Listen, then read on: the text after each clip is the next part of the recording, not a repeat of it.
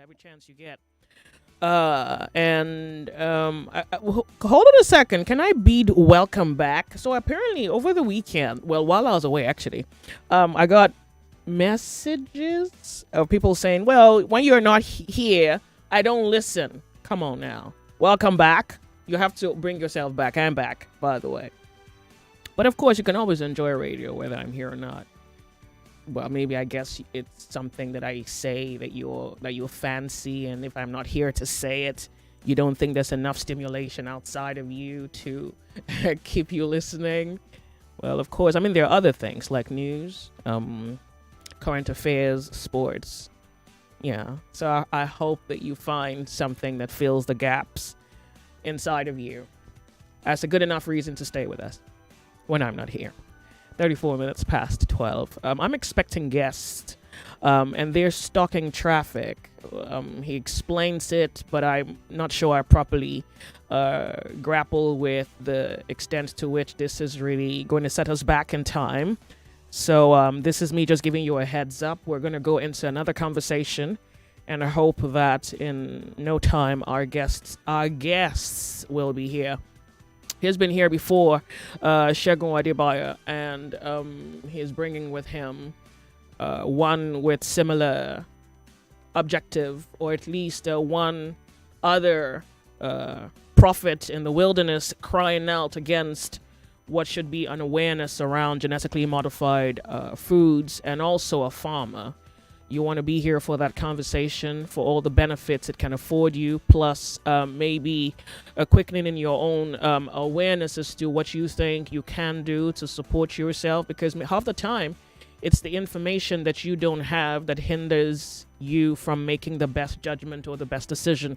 So let's just pray that they get here sooner than Superman gets to a crime scene. Yeah, all right, with that said, my name's Joyce. You're on the sunny side. We're 99.3, and this is Nigeria Info. While we're waiting for their come in, let's talk about this 5% petrol tax. I insisted I wasn't going to just think about it.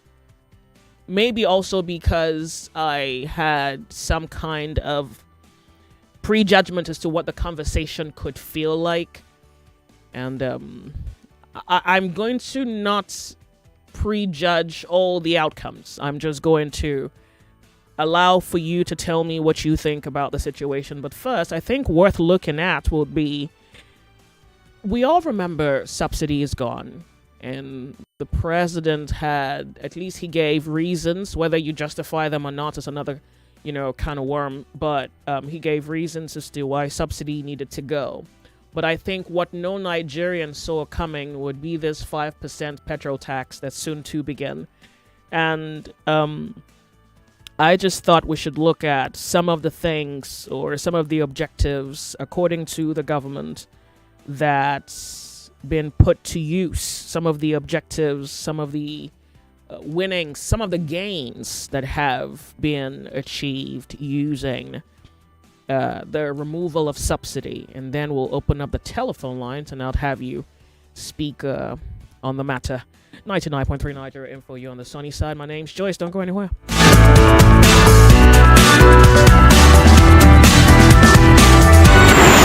We're like gold diggers. Tunneling through the mishaps and the handicaps. I don't know what to cook for them. I don't know what to give them to eat. That is the issue at hand as I speak right now. In the name of the good, we hope to earn the truth and be worth our weight in salt. Every night, every night and day, we will hear 1 million boys, 2 million boys, 3 million boys. Just for one people, people wouldn't have no money. You're supposed to find it again where people can follow you. Everybody can follow you. Go the rich and look for. The Sunny Side with Joyce. The Sunny Side with Joyce. Weekdays 12 to 3 p.m. on 99.3 Nigeria Info. Let's talk. Get to it. It's about the business of the day. The federal government removed subsidy, and some Nigerians have wondered as to what the monies have been used for. That's not directly the conversation, but I thought we could look at where the monies alleged to have gone, and then we can pick up the conversation from there. And honestly, this is not even to sway your judgment in any direction. I think what I'm aiming to do is to give us a foreground, and then you can even determine whether you think, according to the reports of the government, these are the most important things. 1, 2, whether they indeed have been able to keep up with these claims, or whether you think that these claims indeed have been rightly represented as has been stated, and then we can go into the necessity, according to the government, why there has to be a 5% for petrol tax. The federal government stated, and this was reported in, hold on, let's help our good. This was reported June, first week in June, about the 9th of June. Okay. So the real McCoy, and I think it's necessary to reference this reportage because we can look back and then look forward with the possibility of comprehending where the destination goes. The federal government stated that the removal of petrol subsidy by this administration ended a historic financial drain that cost Nigeria over $84 billion and helped finance 40 critical road projects across the country. So I guess those are the most active aspects of this particular report that you want to hold to chest. 40 critical road projects across the country in 2 years, and has also reversed the financial drain that cost this country about $84 billion. All right, so I just want to go to the real points here, just so that we can save time. Between 2025 and 2022, successive governments spent about $84.39 billion on petrol subsidies, and this administration came through and thought, well, it's not so. Well, remember that the IMF, don't forget that, because the IMF did tell us to remove it because the poor were not benefiting. So I think that's also a very, very good reference point, because that also affords us a proper or an in-depth look into, well, if we were bad, then how good is it now? So one of the things the subsidy money has been able to achieve would be funds to states. It's reported that states now swim in inflows of funds, that states now pay salaries as at when due, despite more than 100% minimum wage increase, and drastically reducing their debt portfolios because subsidy removal puts more money in the hands of the state. So that's something I'd like for you to note. And then, of course, this debt management, which, according to the Nigerian government, the agency revealed subsidy savings helped this administration clear a $7 billion foreign exchange backlog owed to foreign airlines and businesses, which previously ranked Nigeria highest globally in outstanding FX obligations. That's another necessary reference point. And then something else that I think is worth stating here is the payoff of 7 trillion naira Ways and Means debt settled Nigeria's $3.26 billion IMF loan ahead of the schedule. What else again are we looking at? Reduce the debt service to revenue ratio from 97% in 2023 to 68% in 2024. It's also stated that the Renewed Hope infrastructure is also something that benefits from the subsidy removal. The government created the Renewed Hope Infrastructure Development Fund with a seed capital of 20 trillion naira to drive landmark projects such as the Lagos Calabar Coastal Highway, the East-West Road, Mambila Hydropower Project, Enugu Abakaliki Ogoja Highway, Sokoto Badagry Superhighway, and the Eastern Rail Corridor. All right, so we can pick it up from there. But no, just before I allow you to pick it off where I'm living it off, it's also worth stating that some of the funds also go to investment in education, digital economy, housing, health sector reforms, and solid minerals. Okay, I hope you now, well, just note it, because the telephone line's now officially open, and we can talk about what you've heard. 5% surcharge on refined petroleum products is contained in the Nigerian Tax Administration Act, one of the 4 tax reforms bill signed into law by the President June 26, 2025. All right. And so what this will do, you already know it takes a little bit more money takes a little bit more money out of your pocket. The planned implementation of the 5% surcharge on refined petroleum products, including petrol and diesel, starting January 1st, 2026, we know at this point is being opposed by stakeholders and I guess Nigerians at large. This came as Petroleum Products Retail Outlets Owners Association of Nigeria said the law, if enforced, could cause its members to close business. Well, that's for those, for that category or that class of the Nigerian public. But I think today I want to speak specifically to the Nigerian people. I'm also going to play you an audio from Taiwo Oyedele. He clarifies the new 5% fuel tax revenue. And according to him, he said that this additional removal of funds from your pockets will be used for transport infrastructure to cut logistics costs and to ease inflation fundamentally. So the government is already ahead of time telling you where that money is going to be going to. Let's get your reaction on 99.3 Nigeria Info. 0201-2770-993, 0201-465-7190, and on WhatsApp 08095975805. My name's Joyce, you on the sunny side. Hello, good afternoon to you. Welcome to Nigeria Info. How are you? I'm fine. Guys, good afternoon. Good afternoon to you. Thank you very much for being here. This is Mr. Frank. Welcome, Mr. Frank. Yes. Before I go on, I want to tell you something because you said something when you was coming in. So what I want to tell you is that since when I grew up, I have been hearing of Joyce. I never hear of Joyce. And it's only one place I hear of Joyce. I know you might not understand it, but you will. Some people say if you don't be paracetamol, if you don't be Panadol, it cannot be Panadol.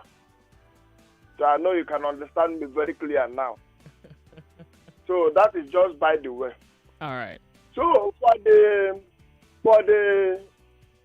500 naira increase, they want to increase to us in January, starting from January.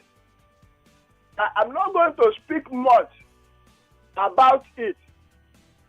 In as much as we pay that 500 naira, all the whole supporters of Tulumbu will pay that 5 naira.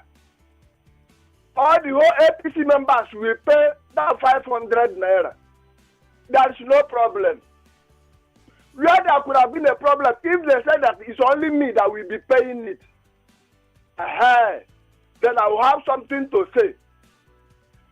For the fuel subsidy they said they remove. Me, personally, I am not benefiting anything from it, and I have never benefited anything from it.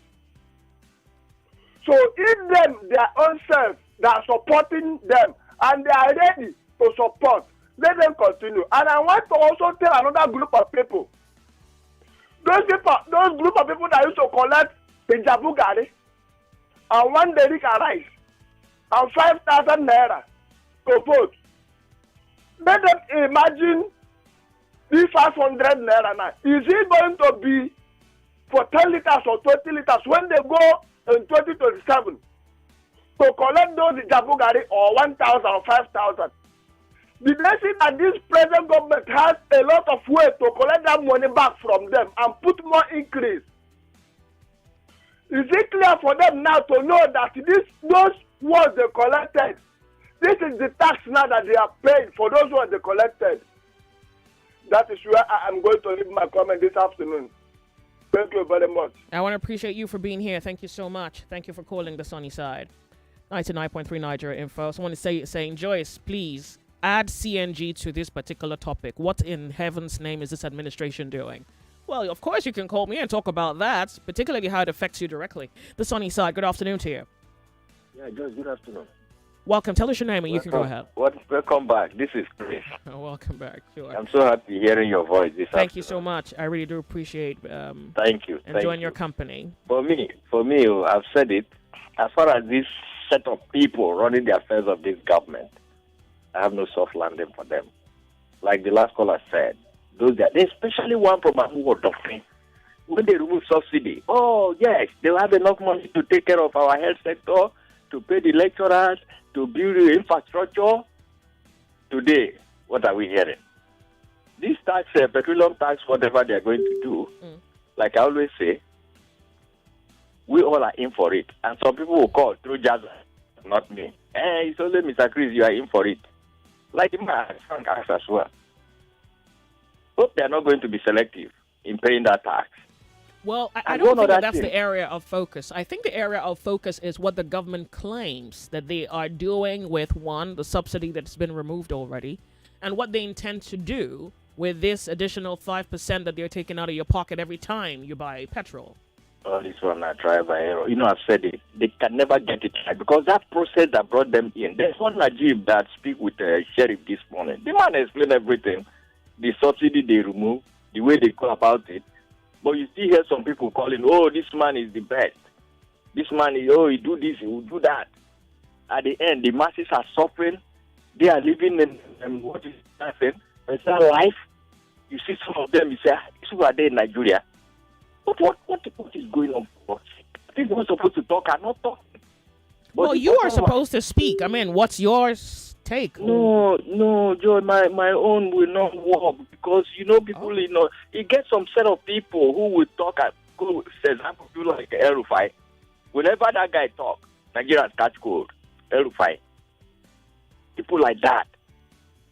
But just because, you know, I told you. Do you agree with the intent of the government, at least, given the reasons that they have given? Do you see some sensibility in it? I said the process that brought them in, they can never get it right. I'm telling you. Not so that I'm even though, but have you considered it? I can understand the blanket statement of they can never get it right, but have you considered their claim? Oh my God, I don't know how to put it again. All right, then I want to thank you very much for calling. For me, they can never get it right, and we all are great. Thank you so much for calling. You're on the sunny side. Welcome to Nigeria Info. My name's Joyce. What's your name? Yeah, good afternoon, Joyce. Afternoon. Thank you very much for being here. This is Akibe on the line. Good to have you. But the first statement our president made, Bola Ahmed Tinubu, was that they were not using that fuel subsidy that was in there, that there was nothing like fuel subsidy, that they were sharing the money. So eventually, there was no need to continue the fuel subsidy removal. So the money should be converted to other tax, what they call it, ministry, the local government, and the rest. Now he came to add more money to the fuel. So if that was the subsidy remover, it was shared between the top ranking, and then he put a stop to that. Then what is the purpose of increasing the fuel? That is where the argument starts from. That is where the Boko Haram started. Because they said the people who are educated, instead of to enlighten the grassroots or to give them what belongs to them, they took the money and share it. So, for instance, the money voted the local government. The state do not give it to them. They are the ones to dictate for them what to do with the money. Eventually, they may not give the remaining money belong to the state government. That is what is going on now. Now, if the local government is not giving money to the chairman, is not running a budget, the money is not given to him to run the local government, what about the LGA? That is the councillors. That's why we don't have councillors' office. They are in the local government. They serve as Agbero to the chairman. The chairman, the local government serve as Agbero to the state government. Then all those people employ thugs to be stopping trailer on the road, on the highway. Why? After collecting tax from the vehicle, look at Badagry Expressway. You see all these boys carry heavy stick with nails. They stopping the trailers to stop, and then they give them fake receipts. They collect money from them. Is that the way to run government? What we are talking about, what they call it, state government, is to put this Agbero inside this coffer of the federal government or state government, so that they can make use of them very well, not as thugs. So we, the masses, especially the men, because God gave the word to men, a woman came later. So if the men are not able to organize themselves within the domain they are to go against this ruling class that is dominating people with bad character, then they are not men. Their God will hold them to account for it through their life, through their son, through their daughter. They should not believe that God has forgotten this earth. How much of what they say that they have done do you agree with? How much of what they say they have done has brought you any direct benefit? And how much of what they say they will do with the 5% do you support? After removing the fuel subsidy, now they say they share it to the local government are getting more money. And the effect is not seen on the ground, other than patching the main road. All right, so nothing. Then sometimes the local government staff, they are not paid for 1 year. So what do you expect them to do? Then the ministries are not paid. The doctors are not paid. And they collect money from hospital. Paracetamol in the hospital is 500, but in the chemist it is 300. Where is the money going to? Then you go to the general hospital, they pay for bed. Every day 500 for bed. Before they will pay for drugs. Where is the money going to? And they budget money to the Ministry of Health. I have to interrupt you because I'm off on a break. We'll be right back. More conversation, more talk, more right after this. Are you finding it difficult listening to your favorite talk radio Nigeria info via the mobile app? Come closer. Let me fix that for you. Now, launch the app on your device. Click the 3 lines on the top left corner of the app. Look for settings in the drop-down menu and click on it. Turn on the first option that you see. Make sure you turn on the option that says always use highest quality available audio. Now that you have done that, close the app and relaunch it. Voila! I did it! Oh, sorry, you did it. Now you can enjoy your radio anywhere, anytime. Nigeria Info. Let's talk.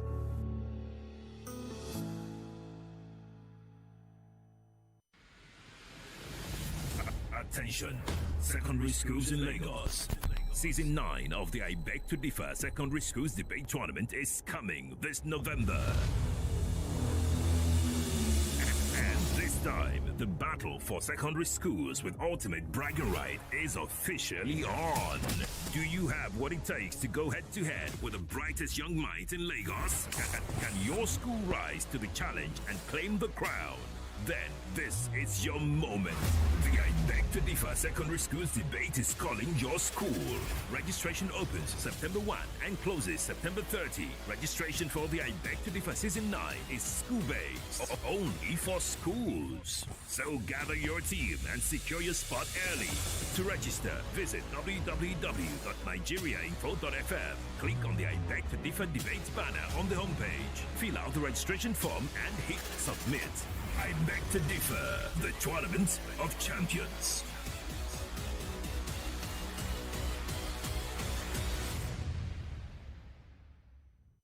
.3 Nigeria Info, your number one station for talk. Let's talk.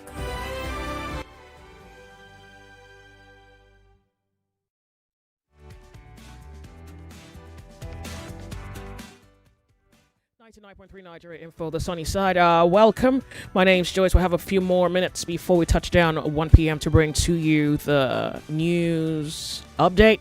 Okay, so this message goes, Joyce, to be honest with you, I think the news is really heartbreaking. I think just the very idea of the possibility that Nigerians could be paying more in a crude oil nation is not just sad, it shows the lack of creativity of our leadership to help alleviate the suffering of the poor. How are you taxing a poor nation that's already riddled with more poverty than we were about a few years ago? What exactly is the tax for? What they tell us the tax for doesn't take into account the welfare of the people. No, there has been nothing said as to the use of the removal of subsidy that has benefited any Nigerian. Any Nigerian who claims that they have benefited from the removal of subsidy should please call in. Otherwise, what this government is doing is deliberately impoverishing the people. Ernest, thank you very much for your message. I do appreciate. Nigeria Info, you're on the sunny side. Good afternoon to you. Good afternoon. Welcome. Tell us your name and you can go ahead. Now, I'm Ben from Ava. Good to have you. Go ahead, please. Thank you, my sister, a beautiful sister. Just you see, the removal of subsidy is not the problem. It is not. It was not only subsidy the government puts. It was not only fuel that has subsidy. Electricity bill also have a subsidy. They remove it, and they also remove subsidy on dollars. They remove subsidy there. Import duty, they increase it too much, so which means the subsidy there was also removed, and the subsidy was not Tinubu that removed subsidy. It was a petroleum industrial bill that got the subsidy out by Buhari. And the day that bill was signed, I think 18 months after it, subsidy must go automatically. It must go. So what the problem, what we are suffering was that the day of inauguration, what was not in the book, what Tinubu was reading. Just hold your thought. I want to go off on a break and I'll be right back, okay? Be part of the system that shares. The station. You're watching live on Facebook and on YouTube, Nigeria Info 99.3 Lagos. Thank you for always tuning. We appreciate your time. It's 99.3 Nigeria Info. Let's talk.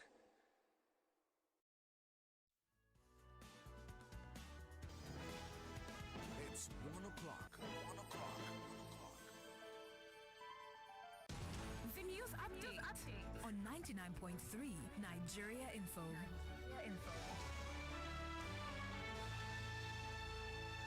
The federal government is asking NUPENG to shelve its nationwide strike scheduled for today. Labor Minister Mohammed Maigari Dingyadi has invited all parties to a peace meeting. NUPENG says it is protesting what it calls Dangote Group's anti-union stance against petroleum workers. Some drivers' unions say they won't join the strike, but human rights lawyer Femi Falana is backing NUPENG, pointing to both constitutional and international labor rights. The Petroleum Products Retail Outlets Owners Association of Nigeria says it will stop fuel lifting and sales for 3 days starting on Tuesday, the 9th of September. The move is meant to run side by side with NUPENG's planned strike. Both unions accuse players in the downstream petroleum sector of creating a monopoly. Petron spokesman Joseph Obele says the action will be lawful and peaceful. The group is also calling on President Tinubu and regulators to step in to ease the suffering of Nigerians. The Nigeria Center for Disease Control says there are no Ebola cases in the country. The outbreak in Kasai province of the Democratic Republic of Congo has so far recorded 28 suspected cases and 15 deaths, including 4 health workers. Nigeria has now stepped up checks at entry points in hospitals. The NCDC says symptoms include fever, vomiting, diarrhea, and bleeding. It also reminds Nigerians that the vaccine is available and assures that it's monitoring the situation closely. Benin coach Ghana Raw is calling on CAF and FIFA to sanction South Africa for fielding an ineligible player to Boho Mokoena in the 2026 World Cup qualifiers. Raw raised a complaint after Benin's 1-0 win over Zimbabwe, saying a 3-point deduction could shake up Group C standings. Meanwhile, Nigeria will be without striker Victor Osimhen in Tuesday's clash against South Africa after he picked up an injury. Tolu Arokodare and Cyril Dessers are now expected to lead the Super Eagles attack. And that's all for now. It is back to the sunny side with Joyce right here on 99.3 Nigeria Info, and I am Yvonne Archival. Thank you for your time.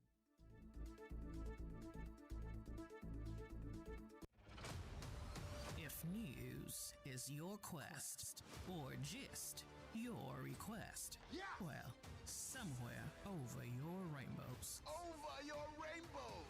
Is the sunny side. They better know it. With Joyce. Let's talk.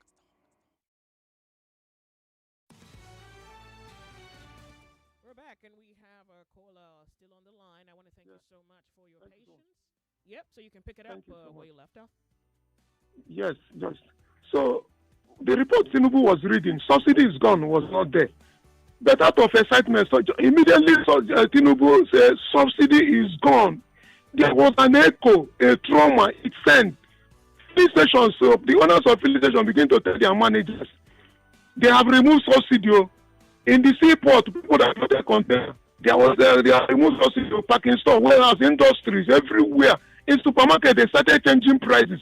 They have removed subsidy. You see, fuel now, they increased price overnight. They increased price overnight. Fuel was how much at that time? 200 naira, 190 something naira. They started changing price without them even buying at a higher price. Everything, people say some items, people stop selling it. And the owners, importers say, I beg, stop selling for now. And that was the problem Tinubu caused.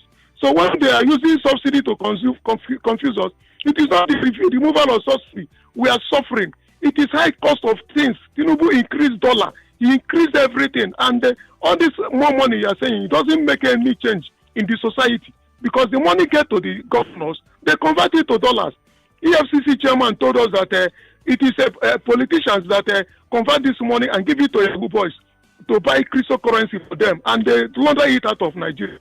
Interpol told us that every 1 hour, hundreds of thousands of dollars are leaving this country.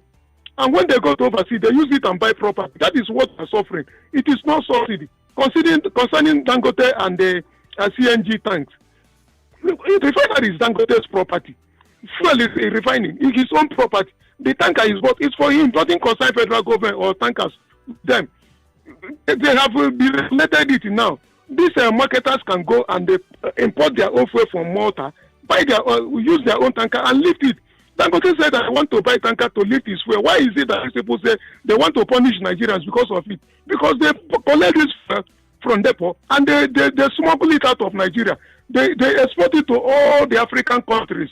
Now Dangote know that they are spoiling market for him because Dangote want to export his fuel to African countries. He have made arrangement with them. But these people, all the whole filling station in other African countries, they are selling fuel to them. So these people doesn't need services of Dangote. That's why Dangote want to boycott. He's not charging Kobo for the logistic of all these CNG tanks.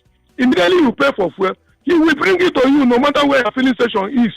And why they want to punish you because the politicians that own these tanks, they are using it to smuggle fuel out of Nigeria. And that is causing serious problem for us. What they're supposed to do now is to go and import their own fuel at a very cheap price and sell cheaper than Dangote. They want competition. That was why they regulated fuel.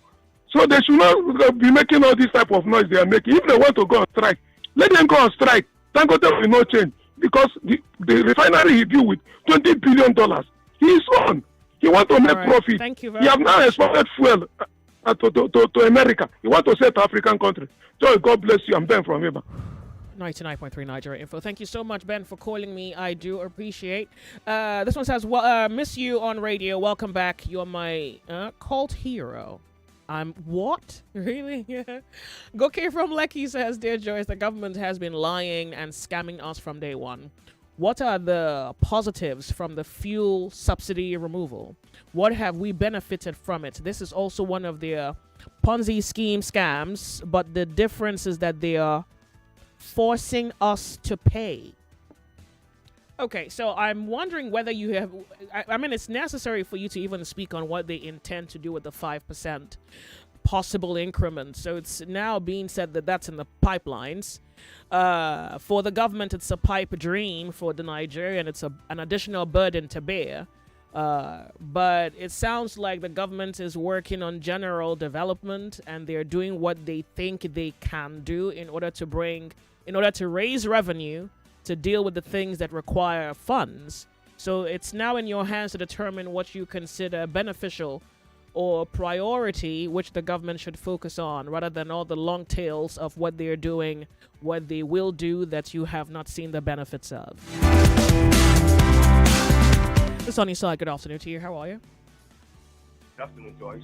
Afternoon to you. Thank you very much for being here. Tell us your name and you can go ahead. Peter Boss. You'll need to speak up for me. It's not My name obvious. is Peter Boss from Shongutedo. Can you hear me? I'm listening. Yeah. Yeah. Go ahead. Yeah, quickly. I feel that this 5% VAT or tax we're going to be paying by January is a high burden on Nigeria. Why will I buy for every fuel I buy? I'm paying for 5% tax on it. So if I'm buying 1,000 naira or thereabout, I'll be paying about 125 naira. And if I'm buying a 10,500 naira, I'll be paid. I feel that this government is insensitive and not serious. The government Okay, told us so the date appears to be fluctuating according to the government. Now they're saying that it's at a future date. Taiwo Yedele is saying that this would happen at a future date. So January is a likelihood, but sometime beyond that is also a possibility. which is correct. Even you see, now that you are telling us, we are even preparing our mind that you can even come in as early as possible. This government is on serious. APC, let me say, I'm because I'm not pleased. It's on serious. For why you told us your first address to Nigeria, subsidy is gone, and you told us that the money realized will be judiciously used, and you're going to be giving us account of it. Today, as the government giving us account of the subsidies. So when I kicked off the conversation, I shared the account of the government as to where the monies have gone. Except you missed it. Okay, maybe I didn't pay attention. Yeah, because I shared it as a reference point to what may inform our conversation this afternoon. Okay. But however, this 5%, I wouldn't know what they are doing with it.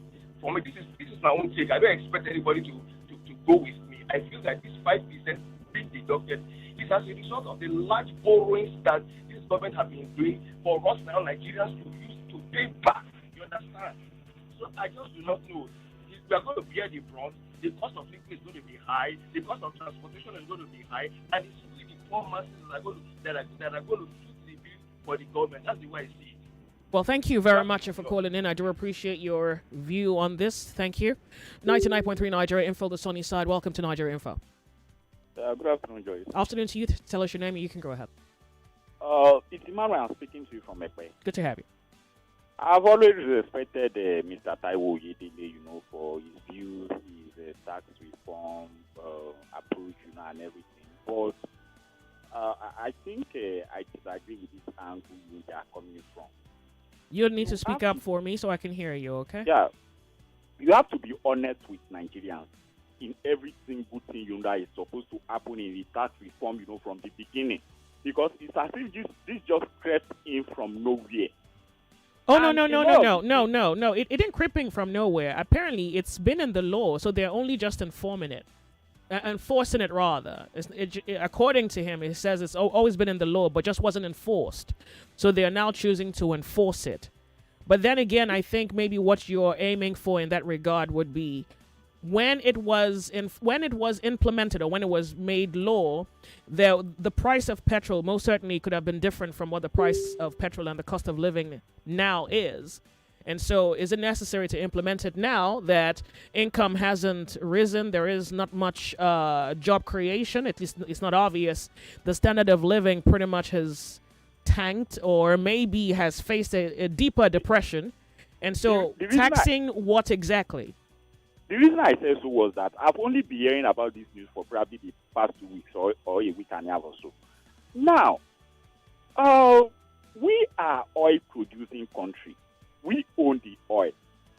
I was listening to the analyst Sheriff brought in this morning, and he was saying that it seems that it's only Nigeria that is the oil-producing country that is buying fuel at market rate, which means we are not benefiting anything from the oil beneath our soil, which is very, very unfortunate.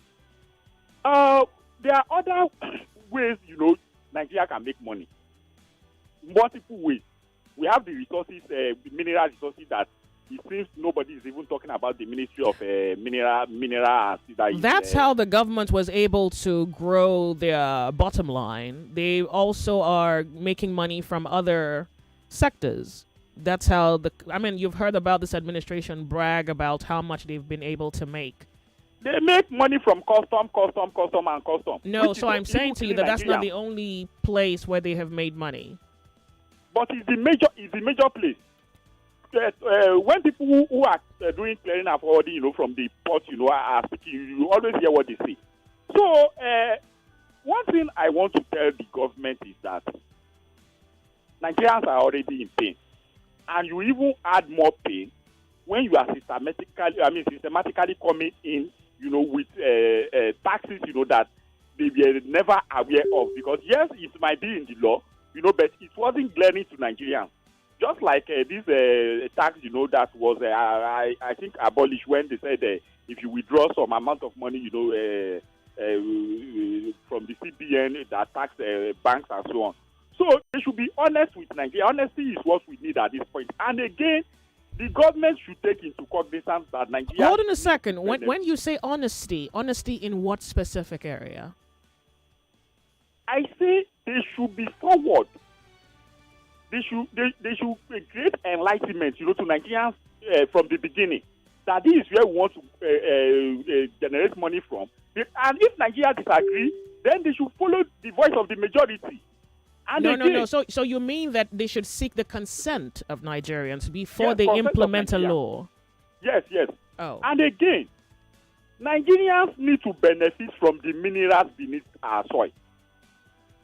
If you say we shouldn't benefit from the mineral beneath our soil, it means you are telling us that we are nobody, and only the people in office, only the people in government are the people who should benefit. And the average Nigerians are the majority.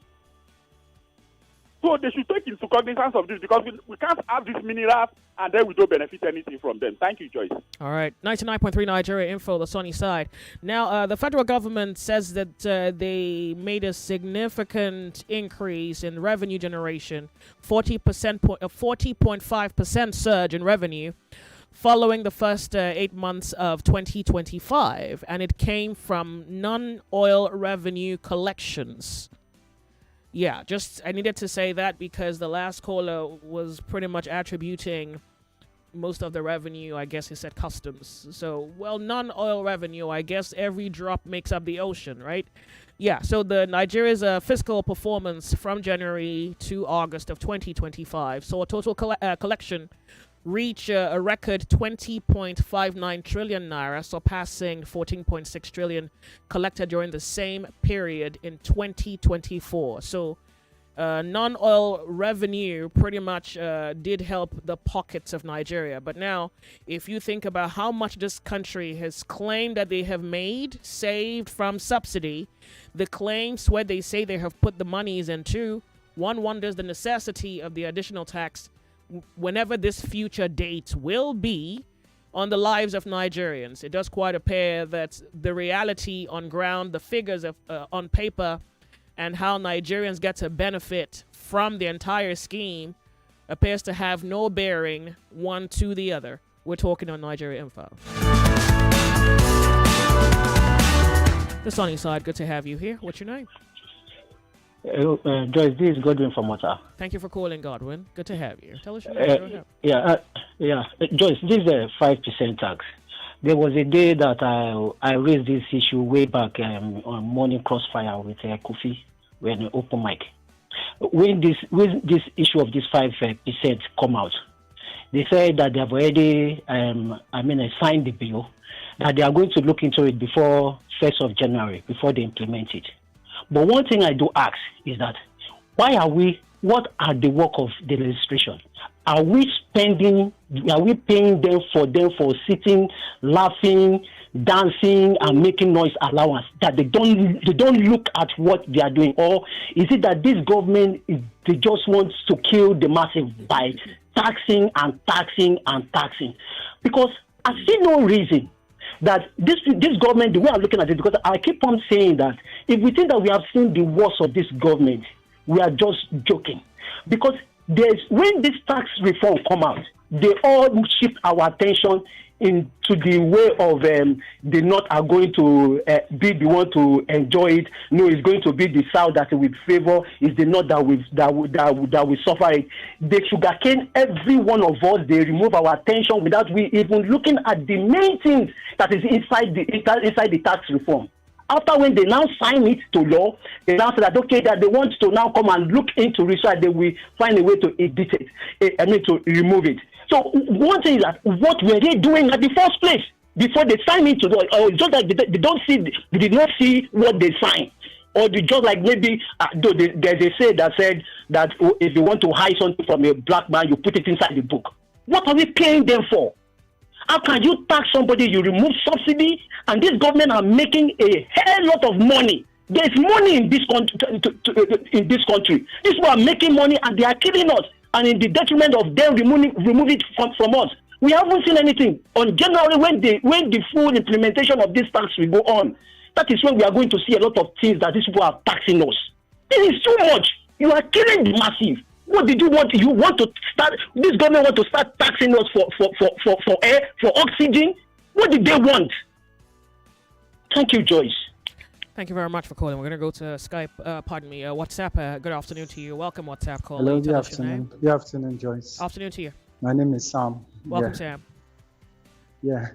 So there is a saying that says nobody grabs political power and uses it for the benefit of the people. Nobody goes to chase power to use it to benefit the people. If the people want you, they give you the power, but you don't go after power. This set of people, they've gone after power. They are power drunk. They intimidate people. Now, they came with several lies and, propaganda. They said once they remove the subsidy, that the heaven will fall, this and that, borrowing will stop, and all that. We can see they are still borrowing. Now, they resulted into paying influencers on social medias. Influencers, some influencers last month went to Ghana, started comparing Ghana petrol prices that Nigerians are enjoying. Nigerians should be complaining. A month after, they released the news that this 5% tax will come up. These people, they keep pushing Nigerians to the wall. And it's unfortunate that Nigerians don't know when you hit rock bottom. Because an average Nigerian, when they hit rock bottom, they dig the ground and they go down like a rabbit. So they don't even bounce back. The average Nigerian can't bounce back now after he's been pushed to an extreme end.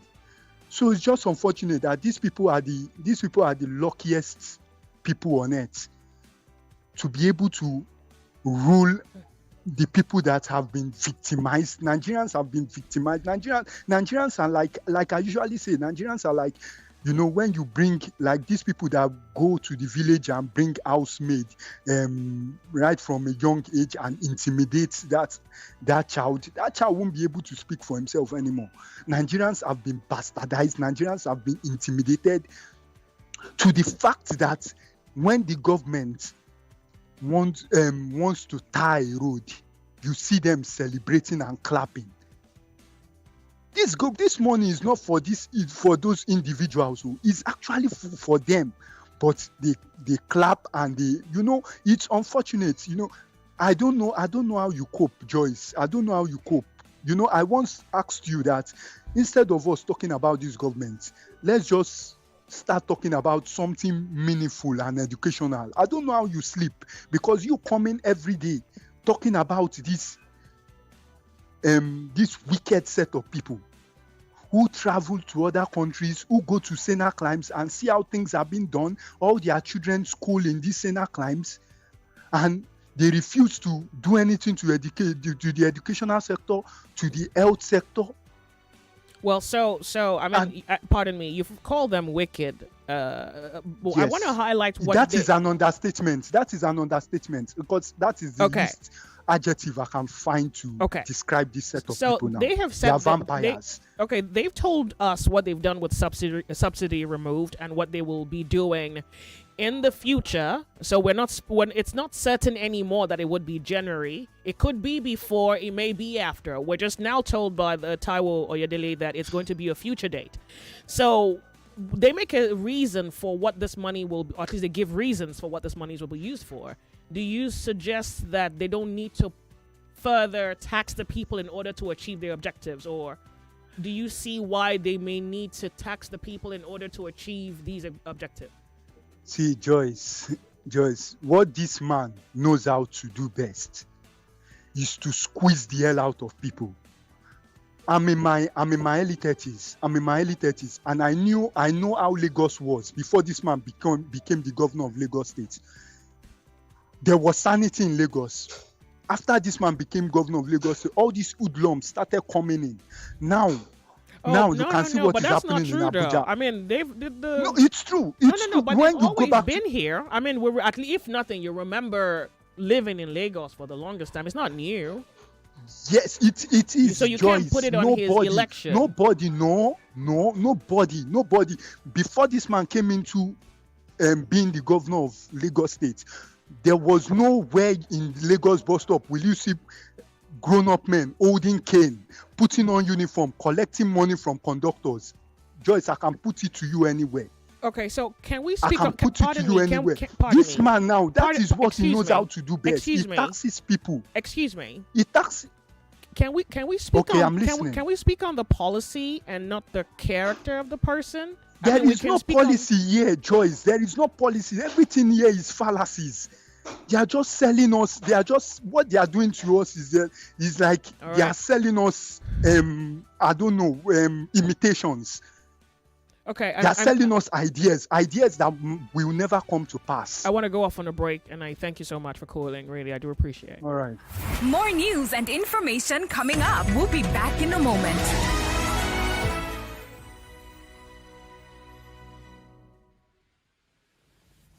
Attention, secondary schools in Lagos. Season 9 of the I Beg to Differ Secondary Schools Debate Tournament is coming this November. The battle for secondary schools with ultimate bragging right is officially on. Do you have what it takes to go head to head with the brightest young minds in Lagos? Can your school rise to the challenge and claim the crown? Then this is your moment. The I Beg to Differ Secondary Schools Debate is calling your school. Registration opens September 1 and closes September 30. Registration for the I Beg to Differ Season 9 is school-based, only for schools. So gather your team and secure your spot early. To register, visit www.nigeriainfo.fm. Click on the I Beg to Differ Debates banner on the homepage. Fill out the registration form and hit submit.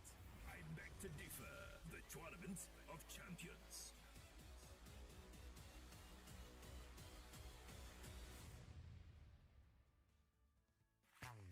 Everyone says I'm beautiful and bold. They say I'm fashionable, and to crown it up, very confident.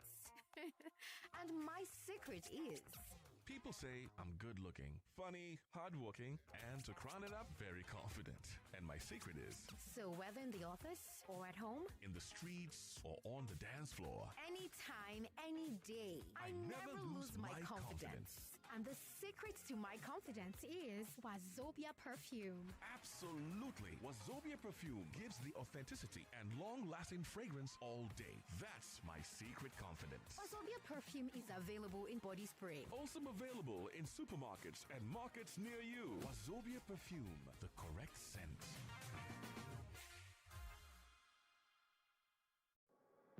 99.3 Nigeria Info. Your number one station for talk. Let's talk. Let's talk. Bringing back fuel subsidies through hidden taxes. What we have is that there's a law that was enacted some years back with a surcharge on fuel under the FEMA Act. This is a provision that is now in the new tax law, and it does not take effect as of January 2026. I know some people have been giving wrong information about this. What is in the new tax law is that this surcharge will take effect on a date in the future based on an order to be released by the Minister of Finance. And we do know that Minister of Finance is responsible enough to determine when it's appropriate to do so. The intention is to earmark and dedicate the revenue from this tax into providing transport infrastructure that can reduce the cost of transporting items, logistics, and overall bring down inflation for the Nigerian people. bring him to providing transport infrastructure that can reduce the cost of transporting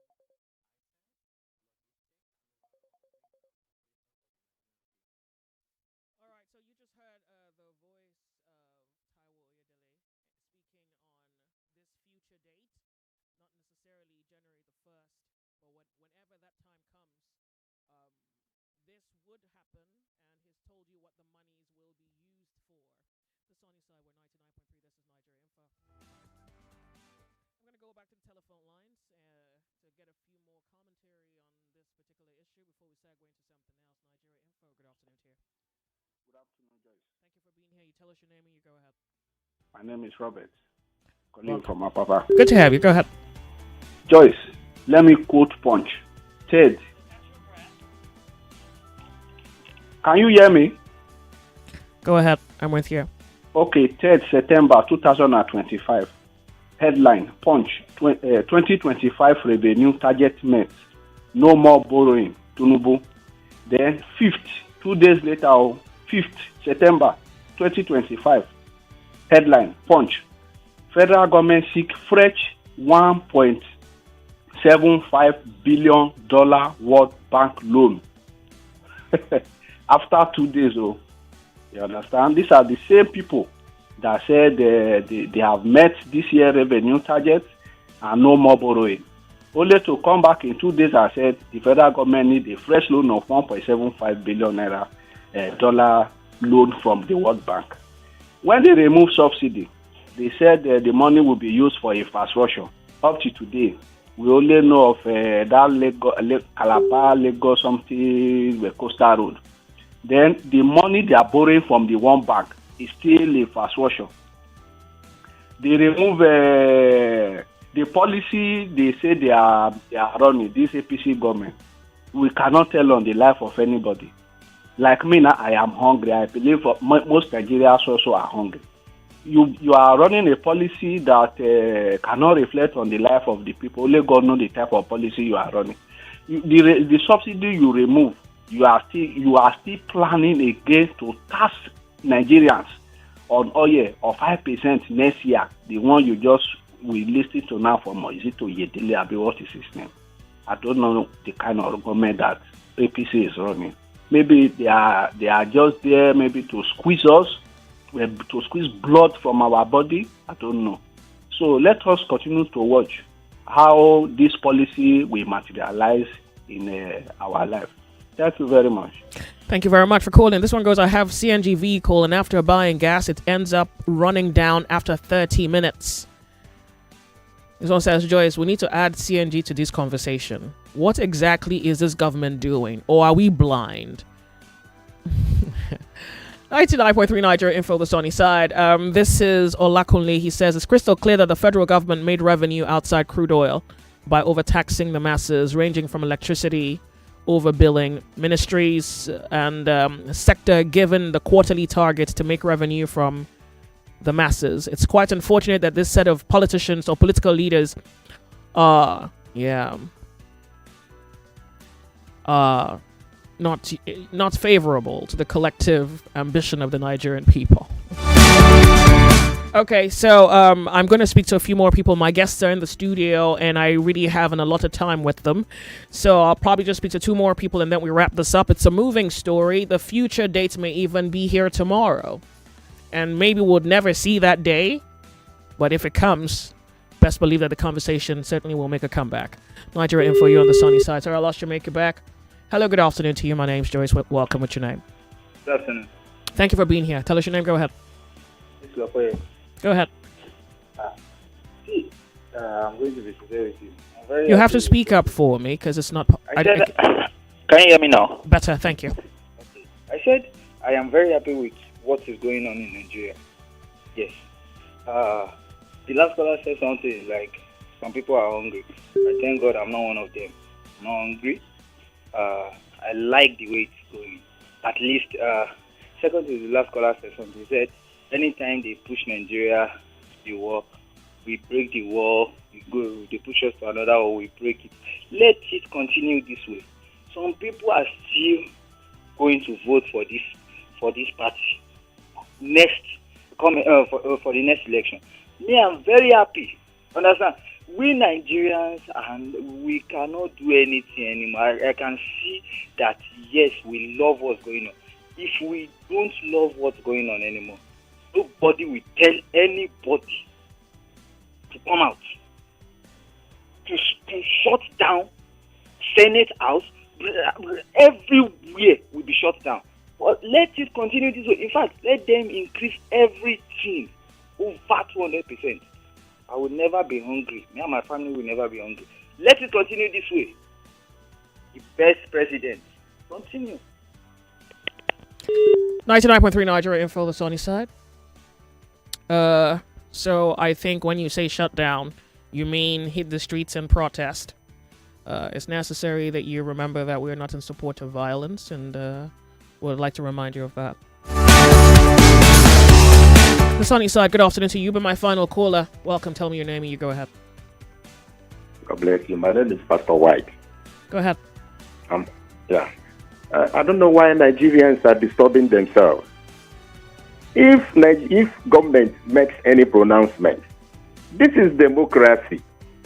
We are not running a military government. If they make any pronouncement, we stand up and say no. Simple. We are crying, we are complaining, we don't have this, we don't have that. Then the little money we have, a topic will come out. Instead of us to stand up and condemn it, we are cutting our head, using the little money we have to buy credit, calling. And at the end of the day, nothing will come out of it. So we cannot just fold our arms and some little people, set of people, will be making fun of us, making fool of us. Enough is enough. If they make a policy that we don't like, we just get up and say no. It's very simple. All right. Thank you very much for calling. I do appreciate it. Thank you so much. Lagos, I'm grateful that you have called me in, called into the show this afternoon. And as the story develops, we do promise to bring to you all the moving elements that inform or should inform your decision. We're going to go off on a break. When we come back, the guests are joining me live in the studio. We'll continue our conversation on genetically modified food. I think there's a little bit more to that you need to know about.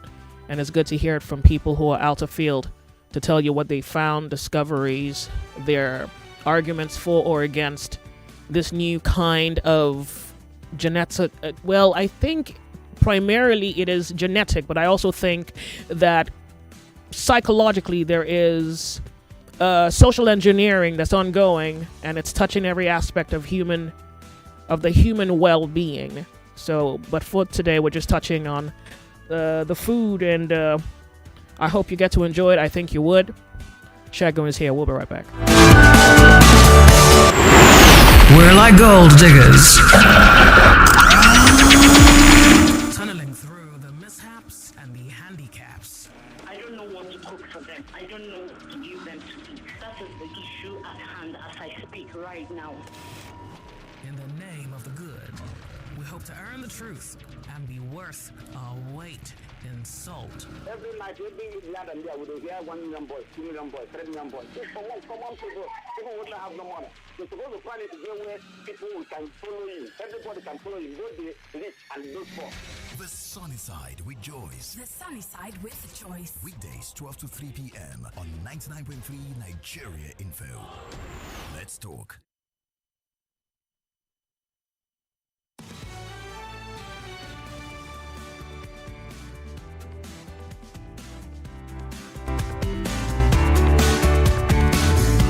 Say hello for me. No, let's say hello. Hello. Okay, good. Hello. Why are you talking?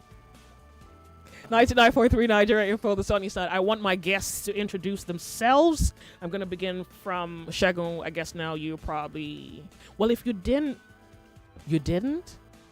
you missed. You have to catch up our earlier conversation on genetically modified food. He's back in the studio. He's going to introduce himself. All right. Thank you very much, Lagos, for having me. My name is Dr. Shagun Adebayo, the Executive Director, Center for African Policy Research and Advisory, and also the Deputy Director, Center for Food Safety and Agricultural Research, both here in Nigeria. Thank you. Okay, so I'm glad he didn't come alone today. Shagun is in company of a farmer and a lawmaker. So we're going to go to the farmer first. Ask the farmer to introduce himself. Hello, sir. Good afternoon to you. Thank you very much for being here. Thank you for having me. My name is Sheyi Ifelaja. and I'm an agribusiness major in Lagos and in Nigeria. All right, thank you. And lawmaker? Thank you. Not lawmaker, public policy analyst. Public policy analyst? My name is Okay, good. We don't like your faces, you know that, right? When are you going to make the corrections? Well, there's a lot of it going on. It's just that Well, now that I know you, I would need first-hand information. Let's begin the conversation. Thank you, lady. Oh, there's a lady in the studio, but she's not going to be speaking, so thank you very much, lady and gentlemen. We begin. So, Shagun, the last time you were here, I think it's necessary that I begin with you. The last time you were here, the NAFDAC DG pretty much was in the news saying something surprisingly in favor of genetically modified food. I'm not sure if she was arm twisted, forced at gunpoint. I'm not sure whether she changed faith or got indoctrinated. We're not sure what this is, but then subsequently she did say that genetically modified food wouldn't be labeled. I'm wondering the possibility to that, and I don't know whether that's the best place to begin, or for the sake of listenership and those who may be picking up this conversation where we left off, you just touch on genetically modified food and why this is not just a global problem but maybe a Nigerian issue. I mean, I think, of course, we're Nigeria, so we're focusing largely on the Nigerian conception of what the issue is. So I think we can speak to why this should be a concern for all of us. All right, thank you. So genetically modified foods essentially are, or organisms, are both crops and animals that have been modified at genome level. In other words, new genetic materials have been added to what originally existed there.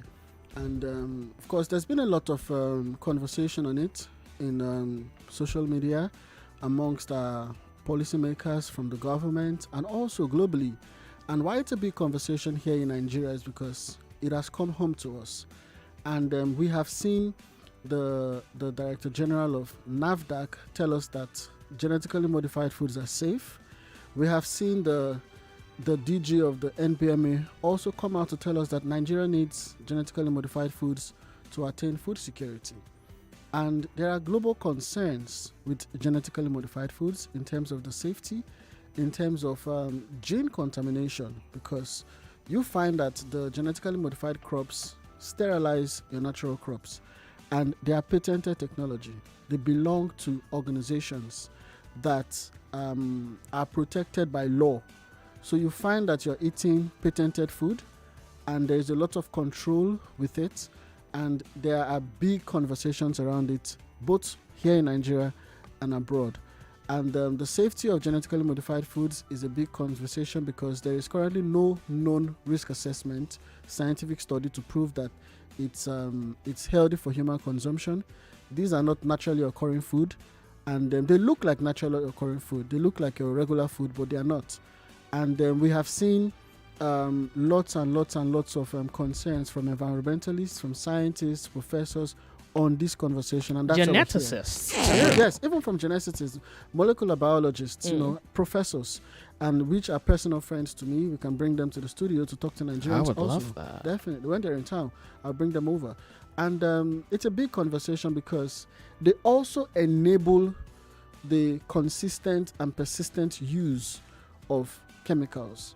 Now, these are chemicals that are already causing problems in the human body. These are chemicals that, even from NAFDAC, they are doing what they can to ban some of them and try to enforce the ban, because these are chemicals that are known to cause cancer, cause organ failure, and all around. And in countries like America, many other countries, they've been banned, and also they are facing numerous lawsuits. And when you are farming GMOs, you will use these chemicals. And over time, you would increase the use of the chemicals because the GMOs are pesticides. They've been made to withstand the generous use of these chemicals. So your crops begin to uptake these chemicals, store them in the crops. Then when you want to eat healthy, you want to do feed farm, you end up eating a lot of these chemicals along with your food. Okay, so I want to jump.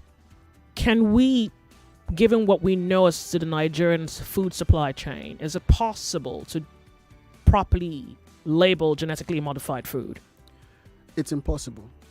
it's impossible. And you see, the narrative of labeling genetically modified foods is something that they consistently bring it up at convenience. When they find out that there is a lot of concern about it, then it's a fallback that they will say, oh, we're going to label it. It's not the first time I'm hearing that they're going to label it. On the 6th of January this year, when the Nigeria National Biotechnology Research and Development Agency went to the National Assembly to defend their budget, the Committee on Science and Technology tasked them on labeling because the committee expressed the concerns. Everybody is in the country. No one is going to travel out to eat. Everybody wants to know how to avoid it if they want, if they don't want it, or identify it of some sort. So the committee tasked this organization, this agency, to ensure that they focus on labeling, and they left. Between January and now, nothing was said. Last year, when it was a big conversation in June last year, they said exactly the same thing on national TV. Later on, when there was you asked the question about why the DG of NBMM of NAFDAC would have made that turnaround switch. There was actually, the DG of NAFDAC came out last year to say that GMOs were pesticides and there was no known study to say that they are safe. And she said the position of NAFDAC is that GMOs are unsafe for human consumption. Right after that interview, the NBMA released a press release statement warning NAFDAC. The DG of NBMA warned NAFDAC's DG that what she was saying was not supported by them. And then there seems to be two federal agencies taking opposite sides on a particular conversation. So you could actually look at the news headline to say federal government says GMOs are pesticides and not fit for human consumption. Then you could also see federal government says GMOs are fit for human consumption. So then there was sort of a conflict. And to broker peace between both agencies, the then Minister of State for Health organized a meeting and set up a working committee. And part of the conversation there was they were going to leave that meeting to ensure that GMOs were labeled. And this was July last year. Okay. From then, nothing happened. Falling into January, nothing happened. All throughout last year, they said they were going to do the same thing. They came on TV and said the same thing. But these same people off camera have said that there is no way GMOs are going to be labeled. And even at the Biosafety Conference last year, November, one of them said, one of the promoters of GMO who handled the session there said that right now, GMO beans in Nigeria is white. But they said that we're going to make the brown one. That was going to that, maybe because it's white, we can easily identify it. And they'll make the brown one that looks like every other one, so people would not be able to distinguish it. Oh, wow. This was said. I sat in that meeting. I heard the professor say these things. So these are people who are not interested in labeling it, and there is no way the woman down the road is going to label the maize. Yeah, so this is where I want to go to the farmer. If you'll do well to speak into the microphone, I'll appreciate that. Thank you. All right, so you're an agriculturalist, and how long have you been? 30 years. So you certainly have seen generation of foods, if you know what I mean. Oh, yes, we have. Fantastic. So you're the most appropriate person to ask the next question. What is food today in comparison to 30 years ago when you got into the sector? Thank you for having me, okay? My pleasure. And there has been a notable transition of what food is and what our diet is made up of. And apart from this GMO conversation, it has also been influenced a lot by the forces of globalization, if you globalists. Yes, the globalists, technocrats, the global the value invisible chains that imposes on our production systems in Africa, in Nigeria, in this case in point, on what to produce, how to produce, and the likes. It has influenced and transitioned us. You know, food for us in Africa and in Nigeria, most especially, is cultural. It is cultural.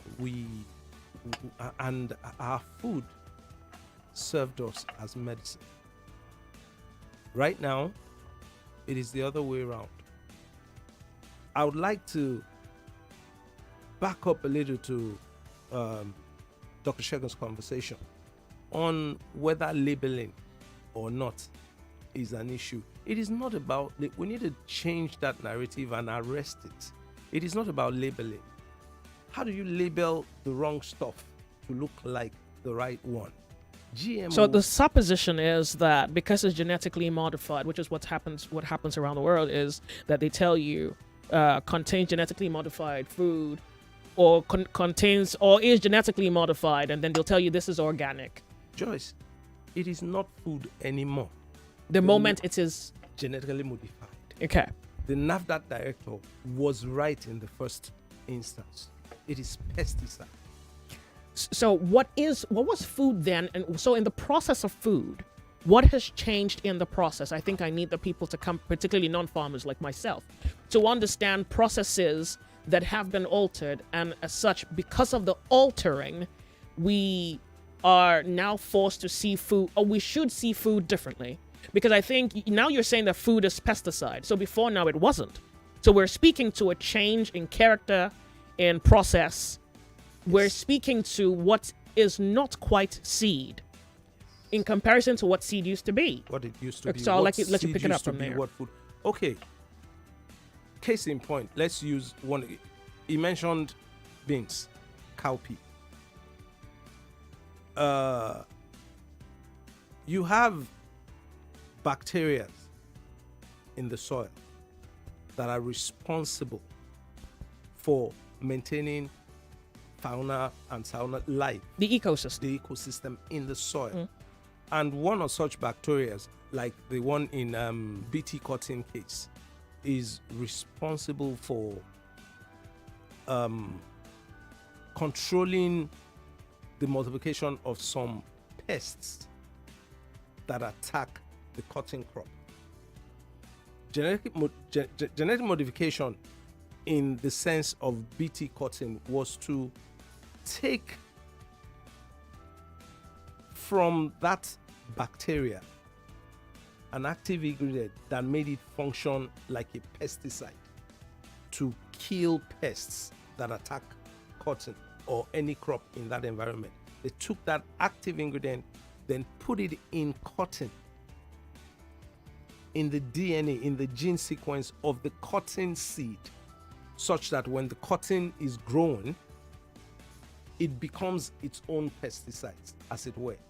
The pests that would have ordinarily attacked the cotton will do so at their own peril, or identify it and move away from the cotton and not eat it. And believe you me, if it is not good for the pest, it is definitely not good for you. So the seed or the plant becomes a pesticide on its own. Yeah. Without you having to sprinkle or spray anything. So why would you call so it's that a form food of anymore? It's a form of, in one sense it's food, in another sense it's poison. It is poison. It is now a chemical because it has that property to kill pests. And you, upon consumption, Yeah. it might just be gradually Yeah. for you. Yeah. So that is what has happened to food when you GMO, more like it, when you label it food. What if we spoke of seeds, so the heirloom seeds, and Yes. where do you normally get seeds from? Maybe I should leave that to you. Okay, we get seeds from previous harvests, for example. When last did you get seed from previous harvest? Oh, there are still a lot of seeds right now that have not been modified. Hallelujah. Tell us, please. So there are still a lot. There are still alternatives to teller maize, so to speak, in sorghum, in millet, Okay. in guinea corn. Okay. We can still find a lot of originals of those ones Okay. native to us. Okay. So the noise, as it were, about GMO being what we must use and what it is, they are Mhm. making so much noise about how that they have advanced this cause and how it is the only solution for us. They are not talking about the alternatives, the options that we can use, and we have quite a number of them. Okay, so that's one point made. I want us to make a comparison between the heirloom and the genetically modified seed. So, as a grower, you know the parable where Jesus says, the master plants a seed, and in the night, an enemy comes and plants something else. So you have a bird's eye view of what that means today. So now you have grown organic, or you grow organic, and you also grow genetically modified? No. Oh, you don't? Genetically modified seeds? No. Why? I know enough not to grow it. Yeah, but why don't you? You don't want to make money? I could make money a lot more by growing the right thing. Like I said earlier, genetically modified seeds are not food. Oh, okay. Oh, you made a choice not to. They are not food. It is not food. It is pesticide, poison, and whatever it is you can categorize it. And in the last 30 years, you have just stuck to organic seeds, basically. Organic, natural, hybrid. I was going to ask about, hybrid. So hybrid is not genetically modified. What is it? Okay, so you are an hybrid of your parents. Hybrid is when two genes cross. Two same. They are the same type. Okay. It is human, man, woman. They are both humans. Okay. So genetically modified is when it's foreign. It's not human. It's not. For example, Spider-Man. And like a goat having sex with her lion, something like that. That's even extreme. Oh, it is. It is extreme. Do you know that Spider-Man is not a man? I know. He's not human. Okay, so you hold that thought. Lagos, look at us working. We'll be right back. More talk, news, and sports after this. It is an incontrovertible fact that the future of power is solar. It is becoming increasingly clear that solar is the way to go if reliable, clean, and uninterrupted power is our goal. Our homes need power. Our offices need power. Our public buildings need power. Our lives and activities need power. And of course, I mean reliable power. Now, at the Solar World Electric Technology Limited, we have cut our teeth as professionals in the business of solar and renewable energy, ranging from inverters, lithium-ion batteries, solar panels, solar water heating systems, solar street lights, etc. You can visit our regional head office at the 26 Ima Abimbola Cole off Fola Oshibo, Lekki Phase 1, Lagos, or our website on www.solarworldelectric.com, or you can call us on 0906 331 5492. Solar World Electric Technology Limited. We are redefining the limits. Every day is about winning with one play on Nigeria Info. On Nigeria Info, daily winnings is now over 150,000 naira. Just go to oneplay.ng or dial *347*880*3#. Play with as little as 500 naira, and in a few seconds, your ticket is in the draw. The more you play, the better your chances of winning every day on the Morning Crossfire, WhatsApp Lagos, and Game On shows on weekdays, and the Football Frenzy shows on weekends. But that's not all. Every Friday, there will be a 500,000 naira jackpot. Playing during the week automatically qualifies you for the weekly jackpot. Your chances of winning are the same whether you play on oneplay.ng or dial *347*880*3#. Remember to play responsibly. Not suitable for persons under the age of 18.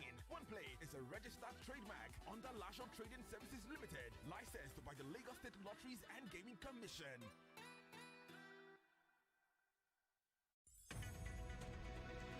We're back. We're back. We're back. We're back. We are back.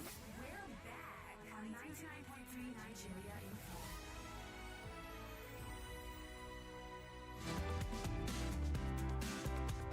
We're back. So before the break, the farmer was giving us. You must pardon me because I really want the context for our listeners when I refer to you as farmer. All right, good. So he was trying to give us like a more relatable. Pardon me. Who's that? I'm sorry. I'm hearing a kind of. Okay, so he's trying to give us a very relatable example, just so that if you're a listener, you're not a farmer, you can pretty much relate to what is happening inside the seed. So please pick it up from there. All right. Thank you very much. So we were talking about what an hybrid is as against what the genetically modified would be. Will be. So I said an hybrid is when you have an offspring from a union between two organisms that are the same. No alterations whatsoever. And the perfect example would be a father and a mother. A father and a mother giving birth to a child. So what's the other one? The other one is if you will now have what is supposed to be a type that has been genetically altered. So let's assume that I wanted a child or I wanted an offspring that was a good wrestler. And in our case, in the African case, we have believed a lot that, oh, the cat is very agile. You know, no matter the height it falls from, it never lands on its back. And you want that attribute, that thing, that trait in a human. And you now take it from the genome level of the cat and put it in and you put it in what was a man's genome so that it will be as agile. So he becomes as a cat. He ceases to be a man anymore. Yeah, he's now man, half cat. Cat, thereabout. Yeah. So, and you now begin to emphasize and strengthen that trait until you get the offspring that you want. That is both has the characteristics of looking like a human, but having that feature of a cat. Everything that comes off that union is genetically modified and it is not man. What you have not noted is, or what you probably will not see in the short term is, oh, it talks like a man, it comports like a man, acts like a man, but 10 years down the line, it now starts biting human heads off like a cat will do to a rat. All right, we're going to go off on a break. We'll be right back. On the other side of the hour, we'll pick up the conversation. Don't go anywhere. We're Nigeria Info. The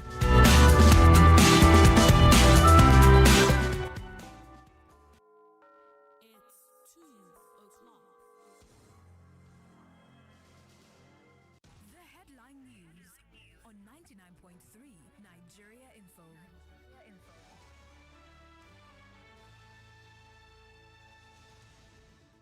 Petroleum workers set for nationwide strike. Petrol retailers suspend fuel sales for 3 days from Tuesday. Federal government begs petroleum workers to shelve Monday strike. Governor Sanwo-Olu invites Lagos residents to shape 2026 budget. Sanwo-Olu marks 2 years of Blue Line Rail with fare slash as Lagos to host 2027 Inter-African Trade Fair. LASMA rescues 5 in Lagos road crashes. Fulani chiefs ban night and underage grazing in southwest. Suspected Boko Haram attack leaves 63 dead in Borno State, while Atiku condemns Boko Haram massacre in Borno. UN decries killing of civilians in Dar al Jamal. Over 30 terrorists killed in joint air and ground offensive in Borno. And the LEA busts global drug cartel, seizes 5.3 billion naira cocaine consignment. Lagos police deny links to partisan politics as Lagos APC refutes claims of attack on ADC members in Alimosho. Naira hits 5-month high, closes at 1,514 naira to the dollar. Serap sues to stop salary hike for top politicians. And on the international front, shooting attack in Jerusalem leaves 4 dead and 5 others injured. In sports, Benin coach demands CAF and FIFA sanction against South Africa over ineligible player. And that's all for now. It is back to the sunny side with Joyce right here on 99.3 Nigeria Info. I am Yvonne Alhaifo. Thank you for your time. If news is your quest, or gist your request, well, somewhere over your rainbows. Over your rainbow! Is the sunny side. They better know it! With Joyce. Let's talk. We're back. 99.3 Nigeria Info. You're on the sunny side. It's 3 minutes past 2 p.m. Okay, so now I would love to, we'll continue our conversation. I'd like to go to Israel James, public policy analyst and a legislative aide to a lawmaker at the National Assembly. I think you would be the one with the first-hand dramatization of what happened to the National Assembly. So my question to you is, as far as this new concept of genetically modified food, well, it's not new. It's not. But you know the import when I say new, in the sense of, in terms of being something that's now common, popular, a national conversation, attempting to understand it, implement it as law. Yeah, that level of newness. What should we know about this on a legislative level? What do our legislators know?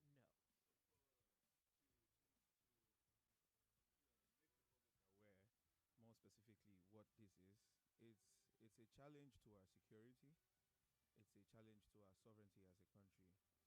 Why I say it's a challenge to our security. Are you speaking for what you think is obtainable on the legislative floor? Yes. Or you're speaking as an individual now? Now let me speak as an individual, then Okay. I'll let you know when I'm speaking. On Okay, the thank you legislative very front. much. So as an individual, this is a challenge to our security. Yeah. Why it is a challenge to our security is that we can borrow from other countries, both in the Western world and even in Africa, how much insecurity this has led to in their countries. Some countries have even decided to, target as a weapon of mass destruction. Countries like Russia would label you a terrorist for propagating GMO ideas or even cultivating the crops in the country. And then it is a challenge to our sovereignty as a country because the idea of genetically modified organism is that it is a patented product, which means it is owned by someone. And the owners of this product are not Nigerians. And so tomorrow they can decide to say, okay, we're not giving you seeds any longer. The science behind these seeds... We can decide to increase the cost. Yeah, or they can decide to increase the cost. The science behind these seeds has gone to show that they attack other original seeds. And so over time, they can run the seeds that are natural to the country extinct. And that's not a good place for any country to be. It's on the geopolitical scheme, it can make Nigeria become beggars of things that are supposed to rightfully be there. Because now they are going to be negotiating for seeds to cultivate in the country. And that's a very scary place to be, when we begin to think about it. Then on the legislative front, on November 19, I think that was last year, November 19, Honorable Mukta Shagaya, who moved the motion for the ban of commercialization of GMOs in the country, he asked a question: were Nigerians not eating before the introduction of GMOs?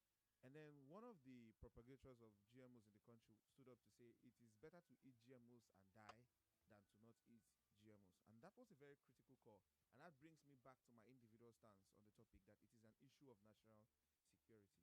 And you see, for somebody to say that we don't have a choice but to eat and die, that's not a good place to be as a country. And so when we had National Assembly, House of Rep members call out the perpetrator, we must understand that people use, the name of the country to push things that have not been backed by the country. There is no law in Nigeria that backs or approves genetically modified organisms, but there are individuals in federal institutions that have been monetized or incentivized to push these things on Nigeria. And that goes to show that as a country, we also have to look inwards as ourselves, as Nigerians, because sometimes Nigerians do things that questions the institutions in the country. And so we have people like Rose Gidado and the likes, who are pushing the narratives of GMOs in the country and making the job of lawmakers even more difficult. Because when the kickback comes, these people are it's difficult to even identify them in these little institutions where they are in. It now brings the pressure to the National Assembly. And the National Assembly has, over time and time again, rejected the stance of GMO in this country. And so they are doing a lot of PR jobs to, maybe mislead local farmers in rural areas to take these things on. And that's the problem we are having in the country. I kind of like that you highlighted that. It does sound like maybe it's a clarification than it is an excuse. Because we keep wondering, like, what do our lawmakers know? I can imagine the man who said it's better to eat GMO and die, and rather than die of hunger. It's like, in my head, I'm thinking, is this a case of naivety? Is this deliberate ignorance? It's a deliberate attempt at misinformation. Deliberate attempt at misinformation. Shagun, please wait. There was one question I wanted to ask the farmer. I wonder. He says he doesn't touch the genetically modified seed, and what do you know about genetically modified seed? I mean, if you can just give it to me, drive-by shooting pace, like just quick. What do you know about it? What should the people know about it? Because I want to go to Shagun, talk about who owns the seed. I mean, there's a reason you're not farming the seeds, right? So what should we know? Okay, for the most part, right now, if government was telling me that they have improved variety or improved yield seeds for me to use, I won't take it. Why? Because they are influenced by these same agencies that he's talking about. They are the ones at the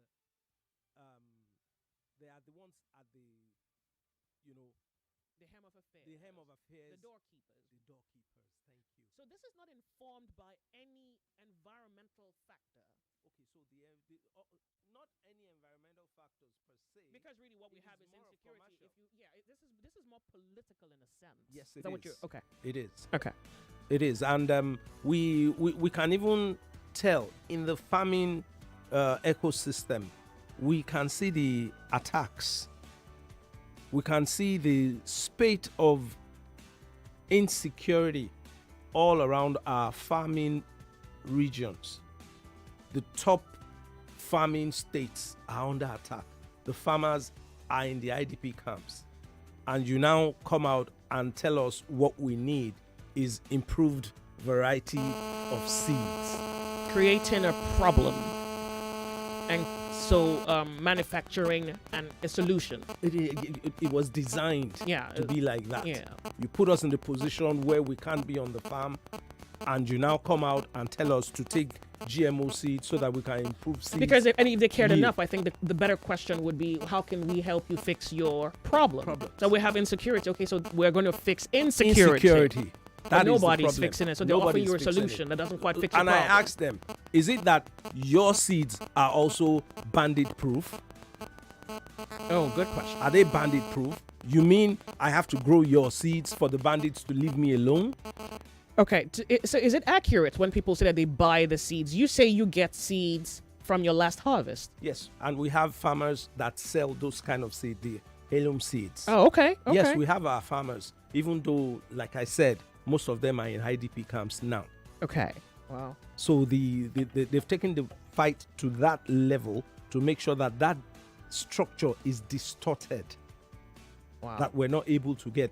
In some cases, we've heard of testimonials from farmers where large monies will come to buy up their harvest and to buy up the seeds that they're supposed to grow again. I read something like that on X over the weekend, saying that farmers sold the yield and sold the seeds only to come back the next farming year and there were no seeds to plant.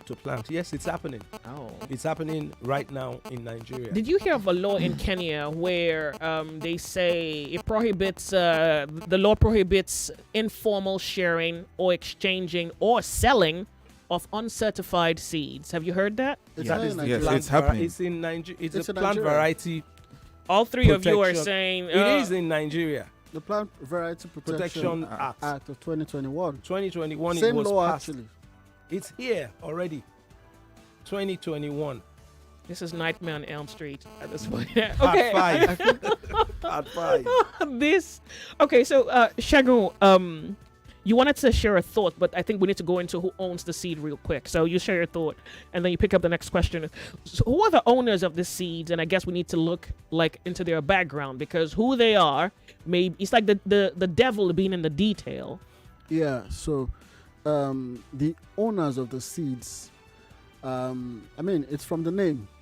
What you call telomeres is actually MON 87460. And MON 89034. MON there means Monsanto. So it's right there in the name. And Monsanto was established, I think, in 1901, thereabouts. They were established in the early 90s, and they were originally a chemical company, and they morphed over the years to come into biotechnology.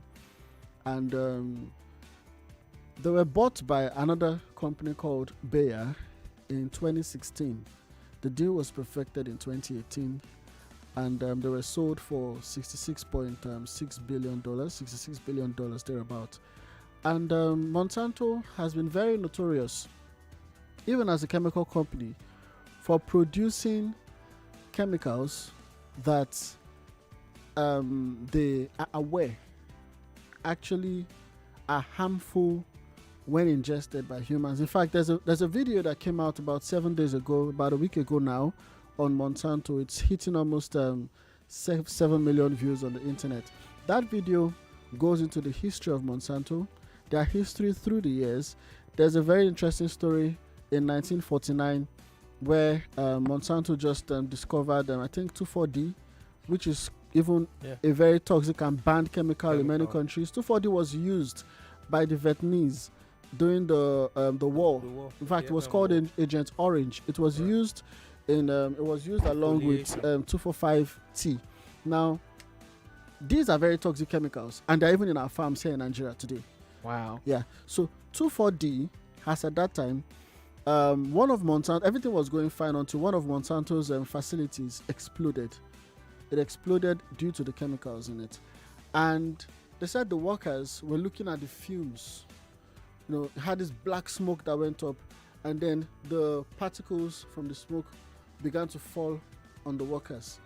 And as a matter of minutes, they began to develop blisters on their bodies. Yes, they began to develop blisters on their bodies, and it didn't even take so long. They put all of them, they had to isolate all the workers in a certain room. They found out that they were giving some certain smell. And to cut the long story short, I mean, the workers they peeled off the skin from their bodies. And these stories were covered up in America. Yeah. And they have a rich history of neglecting safe use. They have histories of bribing government officials. They have histories of, even in Indonesia, they bribed the government official who was responsible for risk assessment. Okay. Yeah. Pardon me. I want you to finish your thought, because I want to ask James if our lawmakers consent to the ownership of the seeds, because that's an ethical argument. You see, it's a different thing when, say, you are in Benue and one Benue farmer sells seed over here and the farmer he's selling the seed to is over there.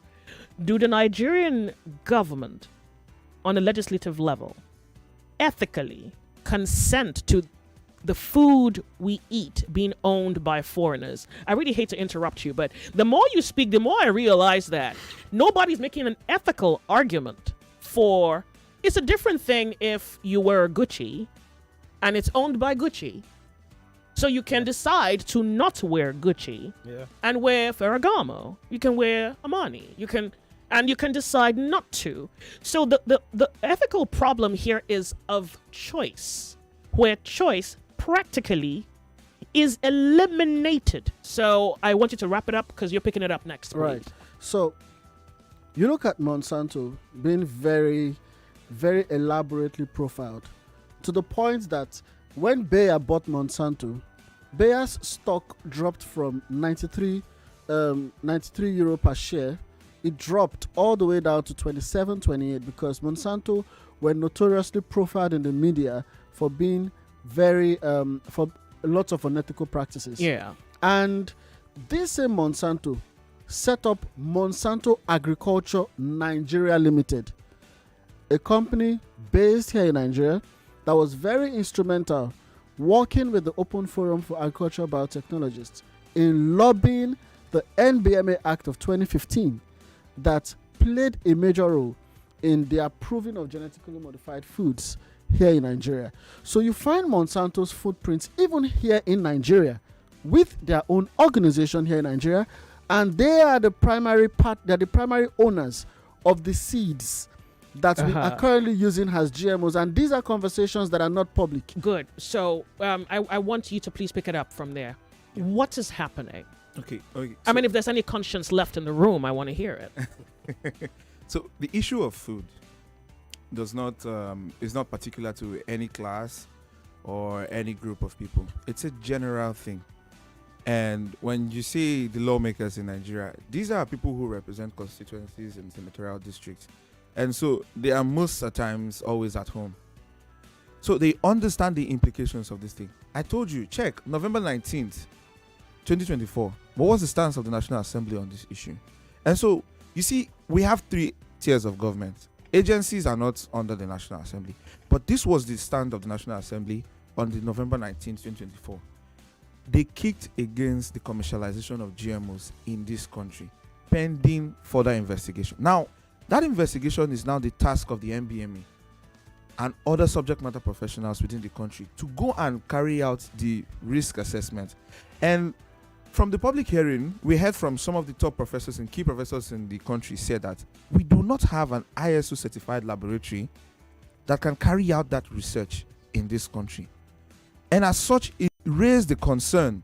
The chairman of the committee publicly said that then that means without that laboratory, we need to be looking at an overview to completely ban this concept in the country, and still awaiting NBMA to give us feedback if there is an ISO certified laboratory. Till date, we've not heard from them. And that brings me back to my first and initial concern. We have people in Nigeria that are unpatriotic, and they are hiding behind our institutions and selling off the sovereignty of the country for personal greed. And it's making it it's making the job of the National Assembly more and more difficult, because you can't you can't appeal to people's conscience and greed. There is no constitution that checkmates greed. But these people do not understand what they are doing. They are selling the country off gradually. Do you understand? So, but when you go back to the National Assembly stance on it, there is a complete ban on the commercialization of GMOs as approved and stated at the committee public hearing on November 19th, 2024 at the National Assembly. So that's what looks like a form of salvation, but it's not quite secured, if you know what I mean. It's not locked in. I won't say it is a salvation, but we need to understand how government works. So there's the place of the National Assembly, which is the legislative arm of government. The reason I bring that up is because we're eating genetically modified food. We don't have ISO, what do you call certified that? laboratory. We don't have it, but people are consuming it. Yes. And so the last few weeks I've been reading about idiopathy, which is like diseases without a known cause. Yes. I can't tell you how many diseases have been reported in the news without any known cause. So it's like, if we're not sure about what we're eating, why are we eating it? On whose authority is this legalized? If you can't even say, well, this is what you know about it, and you're asking people to eat it. And here, the world is telling us that there are emerging kinds of illnesses for which there is no known cause. We have to be stupid to not apply common sense in this conversation. Okay, so I want to give a chance to the farmer here, please. Thank you. So, the delay in the response from the agencies of government that would maybe in code allow the legislators to do their work, while unacceptable, is also ridiculous. And that they are waiting where they could summon. I've seen the National Assembly summon CBN governors, summon all kinds of heads of government agencies and parastatals, and they get to show up. You now give. Is it that it is not an all-important task to bury this matter, that the National Assembly is now having to wait on the agency, biotechnology agency, to come up? They don't have it. It is clear. Okay. They don't have it. Okay, so So let me speak on something that we have not even really begun to talk about with these GMOs. All the while, we've been talking about genetically modified crops that are being cultivated. We have not really talked about the importation of genetically modified foods. There is a lot of genetically modified seeds being brought in for consumption, for produce, yes, and for consumption, for processing, yes, in this country from all around the world. And I recently went to the Biosafety Clearinghouse, where almost every risk assessment is supposed to be. And Joyce, I can tell you that we have some risk assessments that were conducted in hotels in this country. I'll tell you the truth. What? See, I looked at, there's a certain... No, that's not a risk assessment. Oh, yeah. Syngenta, let me speak on this. Syngenta wanted to import a company wanted to import 3 Syngenta seeds into Nigeria. And when I clicked on what they call the risk assessment document, you could see the NBMA logo at the top, then the summary of the stuff, and then you could see the venue, a hotel. Oh. And the people who were applying for the permit to import, they were the ones that brought the whatever document they were going to review. And that review was done in a hotel. And that's what is submitted as the risk assessment. So that is not independent then? It's not independent because that's what's going on in Nigeria. If you want to import GMOs today, you will bring the risk assessment and you would give it to them. So it can be and anything. Like a person can lie on paper. Yes. I mean, this is not new. Yes, This so is they not meet, they meet in the hotel, look at what you sent, and when they are done looking at what you sent, then they will now, that's if they look at it.